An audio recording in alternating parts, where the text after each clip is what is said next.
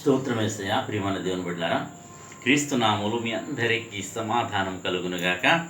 ఆమేన్. ప్రతి దినము దేవుని వాగ్దానం అని ఆత్మీయ చక్కటి కార్యక్రమంలో మిమ్మల్ని ప్రేమపూర్వకంగా ఆహ్వానిస్తున్న దేవుని బిడ్డలారా, ఎలా ఉన్నారు? బాగున్నారా?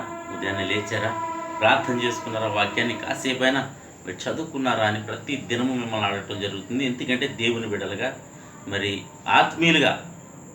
ఆత్మీయతలో బలపడాలంటే కూడా మరి దేవునితో ప్రతి దినము మరి ఉండాలని తెలియజేస్తూ ప్రతి దినము దేవుని వాగ్దానం అని ఆత్మీయ చక్కటి కార్యక్రమం వాగ్దానం చదువుకుంది. యెషయా గ్రంథం 30వ అధ్యాయము 19వ వచనం.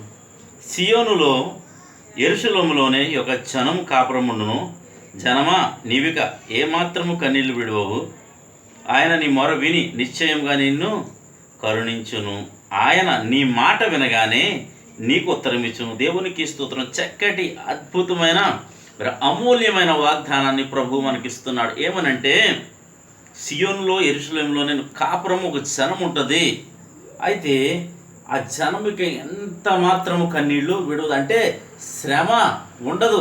దేవునికి స్తోత్రం. దినం అనేకమైన శ్రమల మధ్యలో, ఇబ్బందుల మధ్యలో ఒకవేళ నువ్వు ఉన్నావేమో, అయితే నా ప్రభు నిన్ను ప్రేమించి ఒక కన్నీళ్లు పెట్టుకుంటున్నావేమో, నీవు ఒక కన్నీరు పెట్టుకోవు అని దేవుడు నీకుతో వాగ్దానం చేస్తున్నాడు.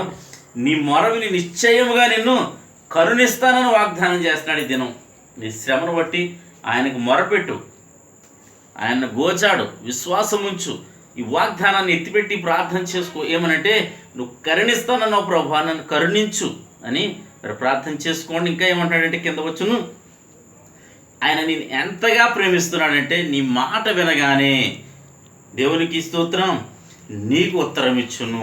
దేవునికి స్తోత్రం. దేవునికి స్తోత్రాలు చెప్పండి. ఎందుకంటే మనం ఎంతటి వారమండి.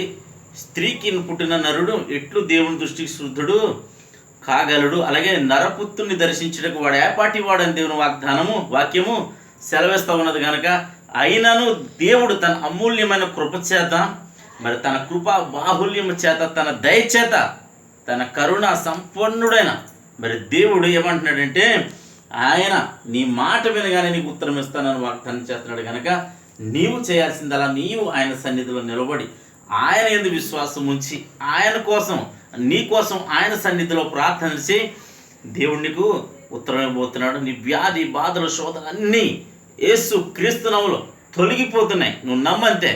దేవుడి మాటలు దీవించునుగాక. మనం ప్రార్థన చేసుకుందాం. స్తోత్రము తండ్రి, వందనాలు యేసయ్యా.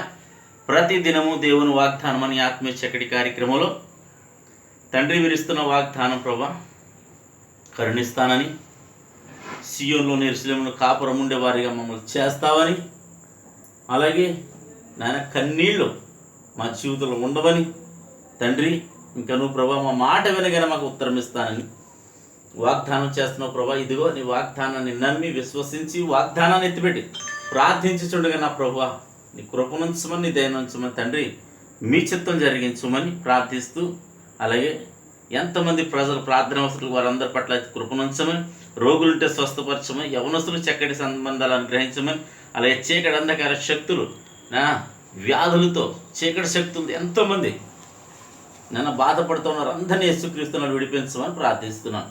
అలాగే మా గ్రామాన్ని, మా రాష్ట్ర, మా దేశాన్ని కాచి కాపాడమని, సరిహద్దుల్లో నెమ్మదిని దయచేయమని, అలాగే తండ్రి ఇజ్రాయెల్ దేశాన్ని, యెరూషలేము నానా మణిపూర్ రాష్ట్రాన్ని, అలాగే ఎక్కడెక్కడైతే అల్లరి వారు ప్రతి చోట కాపుదలించమని, ముఖ్యంగా మా ఆంధ్ర రాష్ట్రాన్ని, భారతదేశాన్ని కాచి కాపాడమని, నెమ్మదిని దయచేయమని, ఈ దినం పెళ్లి రోజుగా పుట్టినరోజుగా జరిపించుకున్న ప్రతి బిడ్డకి క్షేమాన్ని, సమాధానాన్ని తండ్రి సంవత్సరం అంతా దయకిరీటాన్ని ఉంచమని, మహిమ పొందమని, ఈ దినం బిడ్డలు చేయి ప్రయాణాలు, ప్రయత్నాలు, రాకపోకలు సమస్తములో మీరే తోడండి, మహిమ పొందమని యేసు నామమున పెట్టాడుచున్నాను మా పరమ తండ్రి.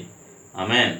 నేను నమ్ముతున్నాను ప్రియమైన ప్రభు మీతో మాట్లాడి ఉన్నారు. నేను నమ్ముతున్నాను మీతోనే ప్రభు మాట్లాడారు అని మీరు నమ్మండి, విశ్వసించండి, వాగ్దానాన్ని ఎత్తిపెట్టి మరలా ప్రార్థన చేయండి. అలాగే వీడియోని లైక్ చేయడం మర్చిపోకండి, సబ్స్క్రైబ్ చేసుకోండి.